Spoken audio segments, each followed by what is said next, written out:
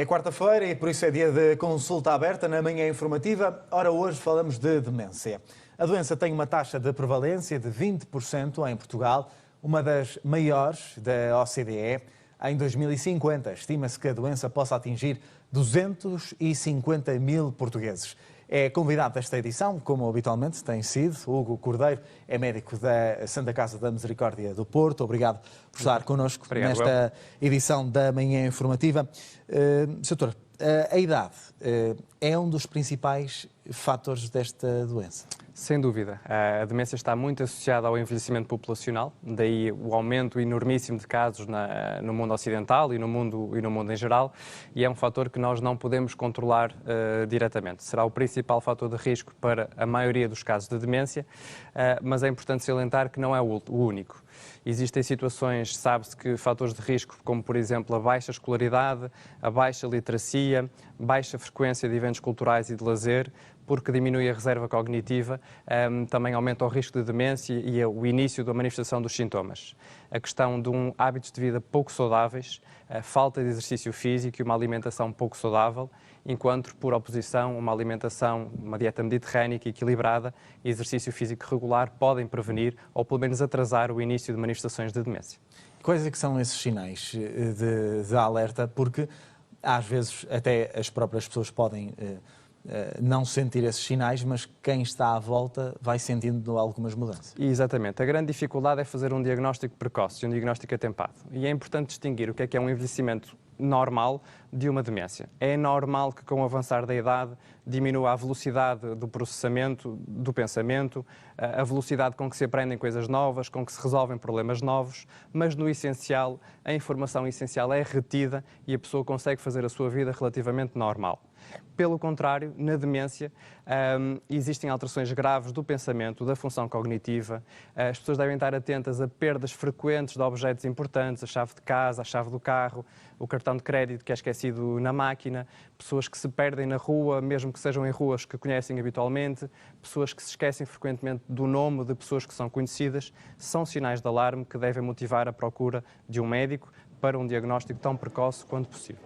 Nós falamos, doutor, por exemplo, de dias em que as pessoas estão bem e outros que, ou seja, com a evolução da doença, há dias que as pessoas podem estar melhor e outros piores, ou seja, o familiar até naquele dia estava mal e a pessoa pode nem valorizar porque no outro dia a seguir já está bem. Depende do tipo de demências. Falando da mais comum, na demência de Alzheimer, por exemplo, aquilo que se verifica é, no início, uma perda da memória de curto prazo, que é progressiva e diária. Ou seja, a pessoa esquece do que fez há 5 ou 10 minutos atrás, de compromissos importantes que assumiu recentemente, mas, pelo contrário, lembra-se perfeitamente bem de coisas que fez há 30 ou 40 anos atrás. E com o tempo vai-se notando que ali pelo final da tarde, início da noite, há uma desorientação e alguma agitação progressiva e com o tempo vai perdendo a capacidade de expressão, a capacidade de reconhecer pessoas, a capacidade de se orientar no tempo e no espaço. E na doença de Alzheimer, normalmente o declínio é progressivo e crónico e mais ou menos mantido ao longo dos dias. Mas temos, por exemplo, outros tipos de demência, como a demência vascular, muito associada a pequenos infartos cerebrais, a pequenos AVCs, em que há um declínio mais em escada, ou seja, de cada vez que há um pequeno infarto, nota-se às vezes de um dia para o outro ou de uma semana para a outra, que houve ali um declínio relativamente rápido.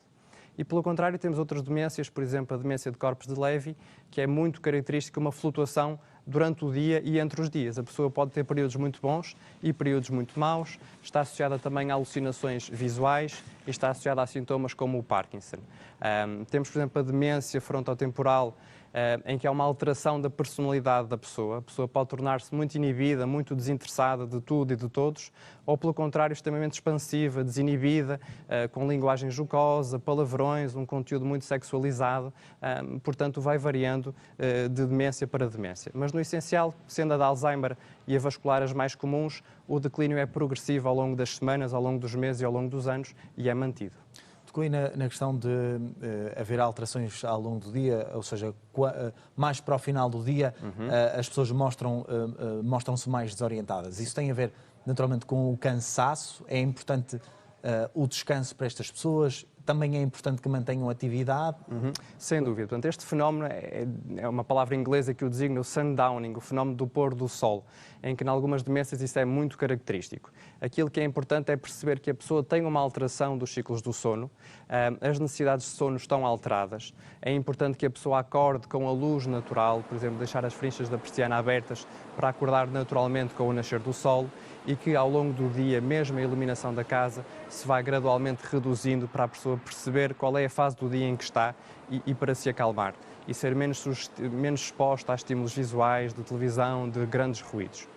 E aqui na questão da demência, dado que a questão dos fármacos não é assim tão importante quanto isso, ou seja, não tem uma eficácia assim tão grande quanto isso, a questão do comportamento e de como lidar com a pessoa com demência é muito importante. Meia dúzia de estratégias relativamente simples em casa. Não serve de nada contrariar a pessoa, repreendê-la, chamar-lhe a atenção, insistir e pressionar. Pelo contrário, isso vai ter um efeito até contrário. A pessoa vai ficar mais ansiosa, mais nervosa e vai ter uma memória ainda mais atingida.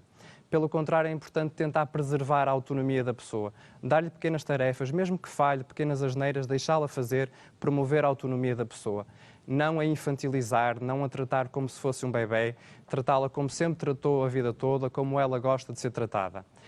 Pôr alguns códigos de cores nas casas para identificar objetos, fazer legendas de onde está determinado tipo de objetos de uso comum. Isso é importante para manter a autonomia da pessoa. E depois ter algum cuidado com o acesso a coisas mais perigosas. Acesso a fontes de lume, é frequente as pessoas começarem a esquecer-se de comida ao lume, cuidado com as chaves de casa para não fugirem à meia da noite e cuidado com o acesso ao carro, porque a condução é sempre aqui uma questão delicada. E saber as pessoas que, perante um diagnóstico de demência, têm alguns apoios a que podem recorrer. E eu diria que isto é o mais importante, é as pessoas preverem e anteciparem como é que vai ser a sua vida no futuro. Numa pessoa em que é feito o diagnóstico de demência, seria muito importante, e é um recurso ainda muito pouco explorado, a questão do testamento vital. O testamento vital é a única garantia que a pessoa tem que, numa fase da vida em que já não possa decidir, vai ser respeitada à sua vontade. Em coisas tão simples como a alimentação, que quer que lhe seja fornecido o método de alimentação, o método de hidratação, se quer ser submetida a tratamentos invasivos, tratamentos desconfortáveis, e pode até nomear alguém que pode decidir por ela quando não estiver capaz de decidir. Portanto, é uma grande tranquilidade para o próprio e para a família.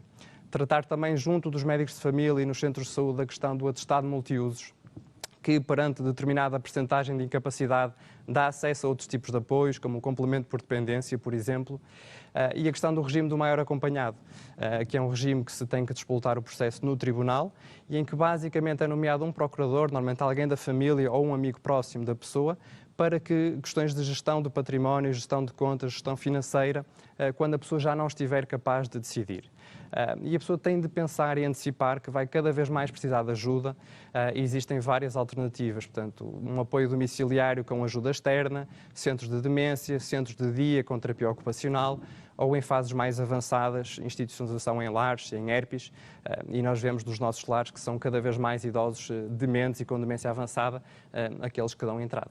Essa questão que toca aí, ou seja, das pessoas, das famílias procurarem essa ajuda que existe, é preciso haver informação. Para a informação mais detalhada, talvez a Segurança Social, recorrer à Segurança Social? Será... Sim, diria que existem assim dois grandes locais onde podem procurar, 2 ou 3 grandes locais. Assistente Social, a Segurança Social, as juntas de freguesia e os centros de saúde serão os melhores sítios onde as pessoas podem encontrar a maioria das informações. Para aquelas que forem capazes, na internet existem felizmente muitas páginas de apoio, demência, a Associação de Doentes de Alzheimer de Portugal, por exemplo, e mesmo o próprio site da Segurança Social e do SNS 24 tem lá informação útil que as pessoas podem encontrar. Ainda nesta ótica, falou também do facto das pessoas poderem ir para algumas instituições. Falamos à opção de centros de dia. É importante, porque naturalmente muitas vezes as pessoas com idades mais avançadas têm filhos, mas que estão na vida ativa de trabalho, que não podem deixar de trabalhar.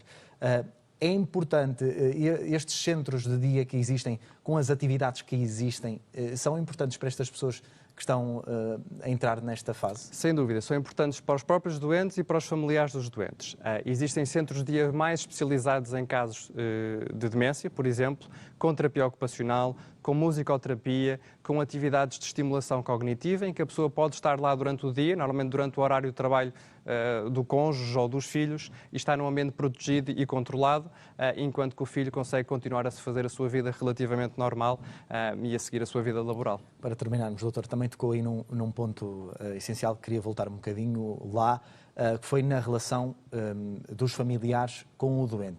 Às vezes, as famílias são apanhadas assim meio de surpresa e não sabem como reagir.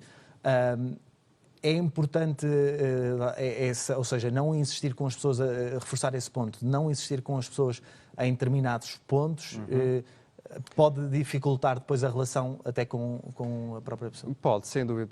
A questão fundamental é não ralhar com a pessoa, não gritar, não repreender, deixá-la até fazer pequenos erros desde que sejam inconsequentes e não a chamar a atenção. Não só não serve de nada, como pelo contrário é pior. Manter um tom de voz calmo, manter um ambiente calmo, com pouco ruído, e se a pessoa notar do outro lado que está a ter pouca receptividade, que o falar com a pessoa até lhe está a fazer pior, pronto, distraí-la, virar a atenção para outro assunto e tentar retomar a conversa e o assunto noutra altura do dia. Muito bem. Doutor Hugo Cordeiro, obrigado por ter estado connosco nesta edição da Manhã Informativa. Obrigado, até uma próxima.